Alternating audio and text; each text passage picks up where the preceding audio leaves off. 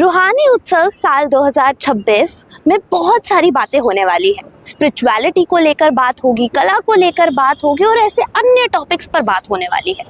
लेकिन क्या आपने कभी ये सोचा है कि इतनी भाग दौड़ भरी जिंदगी में हम सफलता के पीछे इतना भाग रहे हैं कि अपने अंदर की शांति, हमारा पीस ऑफ माइंड, हम उसको भूल ही चुके हैं। और कहीं ना कहीं स्पिरिचुअलिटी इसमें बहुत ही अहम किरदार निभाता है। कला को किस तरह स्पिरिचुअलिटी बढ़ावा दे सकती है और साथ ही ये भी बात होगी कि स्पिरिचुअलिटी किस तरह राष्ट्र निर्माण में काम आ सकती है। आइए आपको लेके चलते हैं और उनसे मिलवाते हैं। बहुत बहुत स्वागत है सर आपका इस कन्वर्सेशन में। सर, मैं जानना चाहूँगी कि बहुत सारे लोग ऐसे हैं जो स्पिरिचुअलिटी को और रिलीजन को एक ही मान के चलते हैं, आपका इस पर क्या कहना है? सबसे पहले तो मैं आप लोगों का शुक्रिया अदा करना चाहता हूं कि आपने एक बहुत ही सेंसिटिव और इम्पॉर्टेंट टॉपिक पर मुझे डिस्कशन के लिए बुलाया। और आज के तनाजुर में, आज के जो प्रेजेंट वर्ल्ड के पर्सपेक्टिव में हम देखते हैं तो ये टॉपिक और ज़्यादा मानाखेज हो जाता है और मीनिंगफुल हो जाता है। इस सेंस में कि हम लोग मटीरियलिज़म की तरफ बहुत ज़्यादा भाग रहे हैं और उसमें कहीं ना कहीं, इस भाग दौड़ में कहीं ना कहीं हम ज़िंदगी का असल मकसद खो बैठे हैं। जो रियल खुशी है, रियल हैप्पीनेस है, वो हमसे कोसों दूर भागती जा रही है। तो ज़रूरत इस बात की है कि आज हम स्पिरिचुअलिटी को अपनाएं। अब रहा आपका सवाल, तो रिलीजन और स्पिरिचुअलिटी जो दोनों चीज़ें इंट्रिकेटली वो लिंक्ड हैं एक दूसरे से। जो कुछ लोग उसको अलग करके देखते हैं, कुछ लोग उसको जोड़ कर देखते हैं, वो एक तरह से लिंक्ड है। रिलीजन के बारे में हम कह सकते हैं कि ये एक सेट ऑफ प्रिंसिपल है जो हमें ज़िंदगी का दर्स देती है। वो हमें ये बताती है कि हम कैसे ज़िंदगी गुजारें। हर रिलीजन का एक अपना वे ऑफ लाइफ है, हर रिलीजन को गुजारने का एक अपना तरीक़ा होता है। और ये स्पिरिचुअलिटी जो है ये हमें बताती है कि उसको कैसे हम एफिशिएंट वे में, कैसे हम बेटर वे में उस ज़िंदगी को गुजारें।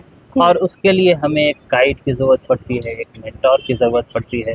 मैं बताना चाहता हूँ कि मैं फ़ारसी लिटरेचर का एक स्टूडेंट हूँ और मैं फ़ारसी अदब की जब देखता हूँ, उसका मुताला करता हूँ, अध्ययन करता हूँ, तो मैं देखता हूँ कि ये पूरा लिटरेचर वो स्पिरिचुअल और सोफिस्टिक टोन से भरा हुआ है। और उसमें पीर व मुर्शिद की बातें होती हैं, उसमें सालिक की बातें होती हैं, उसमें मेंटोर की बातें होती हैं। हम बड़े बड़े फ़ारसी शोरा के जो स्टालवार्ड्स हैं, जो सोफिस्टिक लिटरेचर में अपना एक उनका एक प्लेस है, जिसमें हम अत्तार को ले सकते हैं, रूमी को ले सकते हैं, सनाई को ले सकते हैं। तो मौलाना रूमी के जो सोफिस्टिक राइटिंग्स हैं, यानी उनकी पोइट्री है, उनके जो एसेज वगैरह हैं, वो यूएस में बेस्ट सेलर का दर्जा रखते हैं। नॉर्मन लुइस ने उनको इसेंशियल रूमी के नाम से उसका ट्रांसलेशन भी किया है। तो रूमी कहते हैं कि उन्हें भी शम्स तबरेज़ अगर नहीं मिला होता तो वो रूमी नहीं होते। उन्होंने बहुत किताबें पढ़ी, बहुत दर्स दिया, लेकिन उनको जो एक स्पिरिचुअल जो कॉन्शियसनेस उनके अंदर आई वो शम्स तबरेज़ी की वजह से आई। इसीलिए कहते हैं कि मौलवी हरगिज़ नशुद मौलाए रोम ता गुलाम शम्स तबरेज़ी नशुद, कि मौलवी कभी भी मौलाए रोम नहीं हो सकता था जब तक उसे शम्स तबरेज़ी नहीं मिली। तो एक जिक्र है कि एक बार मौलाना रूमी अपने डिसाइपल्स को पाठ दे रहे थे, वो पढ़ा रहे थे, तो अचानक शम्स तबरेज़ी वो एक इस कंबल में, उसमें गुदड़ी में थे, टैटर्ड क्लोथ्स जो होते हैं, टैटर्ड क्लोथ्स में आए उसके पास। तो उनसे पूछा कि ये क्या हो रहा है। शम्स तबरेज़ पूछते हैं रूमी से, तो ये रूमी कहते हैं ये काल की बातें हैं, तुम नहीं समझो। काल की बातें यानी ये कहने वाली बातें हैं, ये तुम्हारा क्या असर होगा इसका। तो अचानक वहाँ पे जो किताबें वगैरह रखी हुई थी, शम्स तबरेज़ी वो किताबें उठा करके दरिया में फेंक देते हैं। तो उन्होंने कहा कि अरे तूने ये क्या किया है फ़कीर, ये इतनी इम्पोर्टेंट किताबें थी, इसमें इल्म व हिकमत के बेशबहा ख़जाने थे और तूने उसको दरिया में डाल दिया। अचानक शम्स तबरेज़ उस दरिया में हाथ डाल करके किताब निकालते हैं, वो सूखी हुई उसी हालत में उनके पास चली आती है। रूमी भौंचक के रह जाते हैं, वो कहते हैं ये क्या है। तो शम्स कहते हैं कि ये हाल की बातें हैं, ये तुम नहीं समझोगे। यही स्पिरिचुअलिटी है, ये जो हाल है। अगर مولانا رومی کو اس کے بعد سے وہ ان کے فراق میں پاگل ہو گئے. وہ ہر وقت انہی کی فراق میں ان کو ڈھونڈنے کے لیے نکل رہے ہیں، ان کے ڈسائپلز، اور ان کی ہی صحبت میں جا کر کے وہ مولوی ریئل معنوں میں، جن کو ہم آج مولانا جلال الدین رومی کے نام سے جانتے ہیں، جن کے نام پر ایک سیکٹ ہے، جن کا عرس کونیا میں ہوتا ہے ٹرکی میں، ساری دنیا بھر کے لوگ وہاں آتے ہیں، عقیدت مند آتے ہیں. یہ اسی شمس تبریزی کی اسپریچول جو ٹیچنگ تھی، جو ایک مومنٹ کا تھا، جس کو رومی نے کہا تھا کہ ایک زمانہ اگر اولیاء کے پاس بیٹھ جائیے، وہ 100 سال کی عبادت بغیر دکھاوے والی بھی ہو، اس سے بہتر ہے ایک مومنٹ اولیاء کے پاس بیٹھنا. تو شمس تبریز کے پاس ایک مومنٹ جو انہوں نے پاس کیا، وہ اسے مولانا روم بنا دیا. تو یہ اسپریچویلٹی ہمیں یہ فراہم کرتی ہے کہ ہم زندگی کو کتنے ایفیشینٹ وے میں، کتنے بیٹر وے میں گزاریں. اور اسی سلسلے میں عطار کا بھی واقعہ ہمارے سامنے ہے کہ عطار نے 7 اسٹیجز طے کیے کہ انر پیوریفیکیشن کے لیے.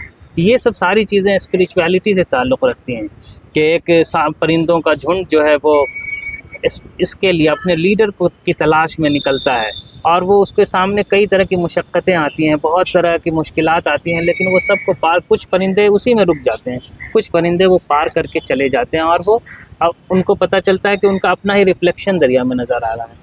تو وہ یہ سمجھتے ہیں کہ ہمیں انر پیوریفیکیشن چاہیے، جو وہی اسپریچویلٹی ہے، وہ ادھیاتم ہے. اور جس کے بارے میں رومی نے بھی کہا تھا کہ 7 شہر عشق را عطار گشت، کہ عطار نے اس 7 اسٹیجز کو پا لیا، اور ہم لوگوں نے تو ہم لوگ ابھی ایک ہی اس میں کوچے میں الجھے ہوئے ہیں. تو یہ ادھیاتم جو ہے، یہ اس کی ڈگر بہت مشکل ہے، آسان نہیں ہے.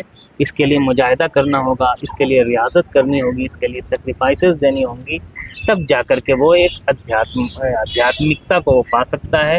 وہ اسپریچویلٹی، اسپریچول کانشیسنس اس کے اندر آ سکتی ہے. سر یہاں پہ جیسے آپ نے ذکر کیا اسپریچول اویکننگ کا ایک طرح سے، تو اسپریچول اویکننگ کی جب بات آتی ہے تب یونٹی بھی آپ کی سامنے آئے گی، تب ہمارا یوتھ بھی ہمیں دکھتا ہے جو کہ آج کل ڈپریشن سے جوجھ رہا ہے. بہت مینٹل پیس جو ایک ضرورت ہوتی ہے ہیومن کو، وہ ہم کھو چکے ہیں سفلتا کی دوڑ میں کہیں نہ کہیں. اس چیز کو واپس کیسے پایا جا سکتا ہے؟ دیکھیے، جب ہم آج کے دور کا مطالعہ کرتے ہیں، اپنے گرد و پیش کو دیکھتے ہیں، تو ہم دیکھتے ہیں کہ ہر طرف ایک ریس لگی ہوئی. جی بالکل. ہر پیرنٹس کی یہی خواہش ہوتی ہے کہ اس کا بچہ ڈاکٹر بنے، انجینئر بنے، بڑے پوزیشن پہ جائے. کوئی اچھا انسان بنانے کی کوشش میں نہیں ہوتا. وہ کبھی یہ نہیں سوچتا کہ اس بچے کے اندر ہم ہیومن ویلیوز انکلکیٹ کریں، اس بچے کو ایک اچھا انسان بنائیں، تاکہ یہ کل کو اپنے فیملی کے لیے، اپنے نیشن کے لیے، پورے ورلڈ کے لیے وہ ایک اچھا سائن ہوگا، ایک سمبل آف پیس ہوگا. کبھی ہم نے اس طرف دھیان نہیں دیا. ہماری کوشش، ہم مشین کی طرح پروڈیوس کر رہے ہیں ایسے ہیومن بینگز کو کہ جو جس طرح مشین کام کرتے ہیں، اس کے اندر حس نہیں ہوتی ہے، جس کو سینسٹیوٹی نہیں ہوتی ہے. تو آج کل ہمارے اندر بھی ہم انسینسٹیو ہوتے جا رہے ہیں، روبوٹس اور ہم میں پھر فرق کیا ہے؟ کوئی فرق نہیں ہے. اور ہم کیا ہوتا ہے کہ کچھ بھی، جیسے آپ نے بتایا نا کہ انسینسٹیو اس طرح سے ہو گئے ہیں کہ ہم مشین اور انسان میں کوئی فرق نہیں رہ گیا، وہ تمیز مٹ گیا ہے. تو سعدی نے اسی سلسلے میں ایک بہت ہی اچھی ٹیچنگ دی تھی. جب ہم اپنے صوفی شعراء کو پڑھتے ہیں، پرشین لٹریچر کا ایک بہت بڑا آنر یہ ہے کہ یہاں بہت بڑے بڑے شعراء گزرے ہیں، اور جو سوفسٹک لٹریچر میں اس سے بڑا سرمایہ کسی لٹریچر میں نہیں ملتا ہے. عربک لٹریچر ہو، اردو لٹریچر ہو، اور بھی بہت سارے لٹریچر ہیں. جتنا سوفسٹک لٹریچر کے مواد فارسی ادب میں ملتا ہے، وہ کہیں نہیں ملتا. اسی سلسلے میں سعدی یونیورسل بردرہڈ کی بات کرتے ہوئے کہتا ہے کہ جو آپ کہہ رہے ہیں کہ آج کل کے ہمارے بچے وہ ان چیزوں سے دور ہوتے جا رہے ہیں، ان کے اندر وہ ایک طرح سینس آف کیا کہتے ہیں سیکیورٹی بھی نہیں ہے، اور ان کے اندر ایگریسونیس آ رہی ہے. وہ جو ایک اچھا ہیومن بینگ، انسان کہاں ہے، کس قرے میں گم ہے، they are more into detachment. تو وہ ڈیٹیچڈ ہو گئے ہیں. تو اس سلسلے میں سعدی نے کہا تھا کہ ہیومن بینگز جو ہیں وہ ایک ہی کریشن میں ایک اسینس سے پیدا کیے گئے ہیں. کہتے ہیں کہ بنی آدم آزائے یک دیگرند کے در آفرینش زیک گوہرند چو عضوی بدر داورت روزگار دیگر عضوہارا نمانت قرار. کہ human beings are members of a one whole in creation of one essence and soul. If one member is afflicted with pain, other members uneasy will remain. تو اس کے بعد جو اصل میسج کی طرف آتے ہیں، کہتے ہیں کہ تو کز رنج دیگران بی غمی نہ شاید کہ نامت نہ انداز ہے، کہ if you are indifferent to human pains you don't deserve to be called human being. آج دیکھیے کہ ہر طرف قتل و غارت کا بازار کر رہے ہیں ہم، لوگ ایک دوسرے کے خون کا پیاسا ہے، کہیں شانتی نہیں ہے، ہر طرف لوگ ایک ریئل ہیپینس کی تلاش میں ہیں، وہ سوچتے ہیں کہ کسی ہم سیکلوڈیڈ پلیس پہ چلے جائیں جہاں ہمیں ایک شانتی مل جائے. وہ شانتی آپ جتنے بھی، جیسے غالب نے کہا تھا، رہیے اب ایسی جگہ چل کر جہاں کوئی نہ ہو، ہم سفر کوئی نہ ہو، دوسرا کوئی نہ ہو. پاسباں اسی طرح سے شعر ہے، مجھے ایگزیکٹلی ذہن میں نہیں آ رہا ہے، کہ ایک ایسے سیکلوڈیڈ پلیس پہ ہم کو چلنا چاہیے جہاں کوئی نہ، وہاں بھی نہیں ملے گا اگر آپ کا دل اندر سے شانت نہیں ہے. آپ کو وہ دل کو کی شانتی کے لیے اسپریچویلٹی کو اپنانا پڑے گا. جو اسپریچول ٹیچنگس ہیں ہمارے ماسٹرز کی، انہوں نے، اب جیسے ابو سعید ابو الخیر ایک بہت بڑے صوفی سینٹ تھے جن کی شاعری، جن کے کوارٹرنس وغیرہ کافی فیمس ہیں، انہوں نے کیا کہا کہ تصوف یکسو نگریستن و یکساں زیستن است، کہ تصوف کیا ہے کہ ایک طرف دیکھنا اور ایک جیسی زندگی گزارنا ہے. انہوں نے وہ مزید اس پہ اور اس کو وضاحت کرتے ہوئے اور اس کو وہ ایکسپلین کرتے ہوئے بتاتے ہیں کہ عزت، تصوف کیا ہے، دل کی میں عزت ہے، وہ توانگری از در درویشی، کہ درویشی میں یعنی فقر میں وہ امیری ہے، لباسی از در برہنگی، وہ نیوڈیٹی میں لباس ہے، کیونکہ ہمارے پاس کچھ نہیں ہے پہننے کو، تو وہ تصوف ہمیں وہ فقر کا لباس عطا کرتا ہے. شکو ہے تاج سلطانی کے بیم جان درو درجت، کلاہ دلکش است اما بے درد سر نمی ارزد. یہ حافظ شیرازی ایک بہت بڑے شاعر ہیں، انہوں نے یہ کہا کہ یہ جو اسپلینڈر ہے، یہ جو کراؤن، جو کنگلی کراؤن میں جو اسپلینڈر ہے، وہ بہت اچھا لگتا ہے، وہ دیکھنے میں بہت اچھا ہے، لیکن آئی ڈونٹ کیئر، مجھے اس کی یہ نہیں ہے. خوش وقت رند مست کے دنیا و آخرت از دست داد و ہیچ غم بیش و کم نداد. کہتا ہے کہ وہ اس سے اچھا تو رند ہے جس نے پوری دنیا اور آخرت سب کچھ کھو دیا اور اس کو کوئی غم نہیں. جی غالب نے ایک شعر کے ذریعے اس کو اس طرح سے پیش کیا تھا کہ نہ لٹتا دن کو تو کب رات کو یوں بے خبر سوتا، رہا کھٹکا نہ چوری کا دعا دیتا ہوں رہزن کو. ہمارے پاس اتنے ہم نے مٹیریل جو ویلتھ کو ایکیومولیٹ کر لیا ہے کہ ہر وقت خطرہ رہتا ہے کہ کوئی چیز ہماری گم ہو جائے گی، کوئی آئے گا اسے چوری کر کے لے جائے گا. لیکن جو اللہ والے ہوتے ہیں، جن کے اندر اسپریچول ایک لیننگ جن کی ہوتی ہے، کیا ہے ہی کیا لے جائے گا. سعدی کا ذکر آیا تھا، سعدی نے ہی کہا کہ شنیدم کے مردان راہ خدا دل دشمنان ہم نہ کردن تنگ، تورا کئی میسر شود ان مقام کے بعد دشمنان خلافت و بعد دوستان جنگ. ہوا ایک واقعہ بیان کرتے ہیں، ان کی روز گارڈن جو گلستان نام سے بہت ہی امپورٹنٹ بک ہے، جو ایتھکس میں، ایتھیکل لٹریچر میں بہت ہی امپورٹنٹ اس کا پلیس ہے. اس میں وہ کہتے ہیں کہ ایک چور ایک شریف آدمی، ایک پائس جیسے اسپریچول گرو ہے، اس کے گھر میں گھس جاتا ہے، اسے کچھ نہیں ملتا. جب وہ لوٹنے لگتا ہے تو اپنا کمبل جو اوڑھا ہوا تھا وہی وہ فقیر آدمی اس کے راستے میں ڈال دیتا ہے کہ وہ نامراد ہو کر نہ لوٹے، وہ ناکام ہو کر نہ لوٹے. تو اسی پہ وہ کہتے ہیں کہ وہ انہوں نے اپنے دشمنوں کا بھی دائرہ تنگ نہیں کیا، اور ہمیں وہ مقام کبھی بھی حاصل نہیں ہو سکتا ہے کہ ہم اپنے دوستوں کے ساتھ بھی خلاف ہیں اور دشمنوں کے ساتھ جنگ کر رہے ہیں. اسی لیے حافظ کہتا ہے، وہ اس کا پوری طرح سے سم اپ کرتے ہوئے کہتا ہے کہ آسائش دو گیتی تفسیر ان دو حرف، کہ پوری دنیا کی جو آسائش ہے اسی دو ورڈ کا انٹرپریٹیشن ہے، اسی دو ورڈ میں چھپا ہوا ہے. با دوستان تلطف با دشمنان مدارہ، کہ دوستوں کے ساتھ مہربانی کریں اور دشمنوں کے ساتھ اچھا سلوک کریں، اچھا احسان کریں. تو یہ اگر ہم کرنا جان جائیں تو ہماری زندگی اچھی طرح سے گزرے گی. یہاں زندگی تو گزرے گی ہی، ہماری جو لائف آفٹر ڈیتھ جو ہے وہ بھی بہت اچھی ہوگی. تو اس لیے یہ ضرورت اس بات کی ہے کہ ہم اسپریچویلٹی کو اپنا شعار بنائیں، اپنی زندگی میں اتاریں. جتنی زیادہ دنیا سے لالچ ہم کم کریں گے، جتنا زیادہ دنیا سے ڈیٹیچڈ ہوں گے اتنا زیادہ ہم ریئل ہیپینس کی طرف لوٹیں گے. ہمیں لگے گا کہ زندگی کا اصل مقصد یہی ہے. مقصد یہ درد دل کے واسطے پیدا کیا انسان کو. انسان کو اگر نہیں یہ کرے گا، انسان سے محبت کرے گا، اس سے ہمدردی نہیں کرے گا، تو انسان اور پھر اینیملز میں کوئی ڈفرینس نہیں.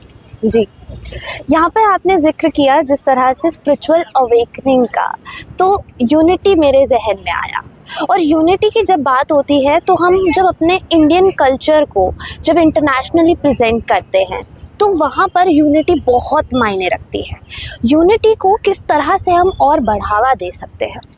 اس سلسلے میں تو ہمیں بہت فخر کرنا چاہیے کہ ہماری جو سرزمین ہے یہ لینڈ آف ویداز ہے، یہ لینڈ آف سادھوز ہے، یہ لینڈ آف فقیرس ہے. یہاں ایسے ایسے صوفی سنت سادھو گزرے ہیں جنہوں نے نہ صرف یہاں کے لوگوں کے لیے بلکہ پوری دنیا کے لوگوں کے لیے امن و شانتی کا پیغام دیا. انہوں نے وسودیو کٹمبکم کا نعرہ دیا. انہوں نے یہ کہا کہ the whole world is a family. جی، پوری دنیا کے لوگ ایک فیملی ممبر کی طرح ہیں. اگر فیملی کا ایک شخص اگر تکلیف میں ہوتا ہے تو اس انڈسپینسیبل ہے کہ دوسرا ممبر بھی اس پین کو فیل کرے گا.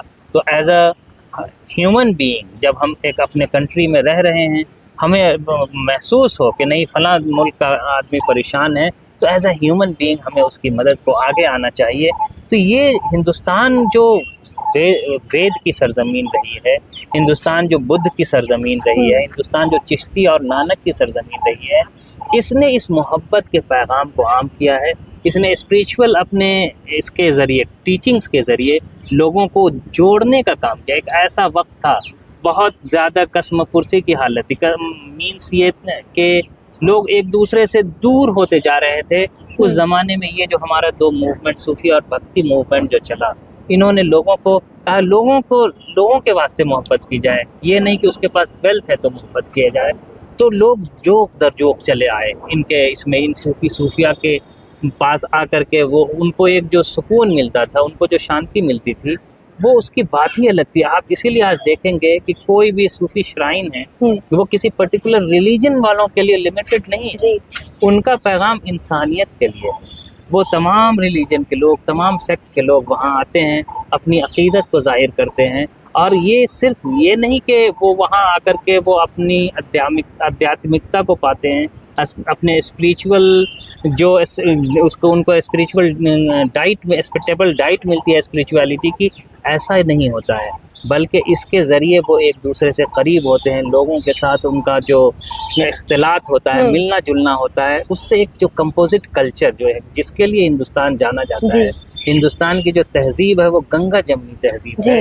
یہ جو اسپریچولیٹی ہے، اس طرح کی جو ہندوستان کا جو اپنا ایک کیا کہتے ہیں کہ ہندوستان نے جو اس فیلڈ میں جو اپنا ایک نام کمایا ہے وہ اسی اسپریچولیٹی کی وجہ سے کمایا ہے، اور وہ اس مقصد کو پا لیتے ہیں. جی، وہیں سر جب ایسے اتسو ہوتے ہیں روحانی اتسو جیسے، کلچرل ایونٹس کس طرح سے بڑھاوا دے رہے ہیں اسپرچویلٹی کو، انٹریکشن، آپ نے ہیومینٹی انٹریکشن کی بات کری اس کو، اور ساتھ ہی مینٹل پیس کو، جو کہ کہیں نہ کہیں آگے راشٹر نرمان میں بھی سہایک ہوگا.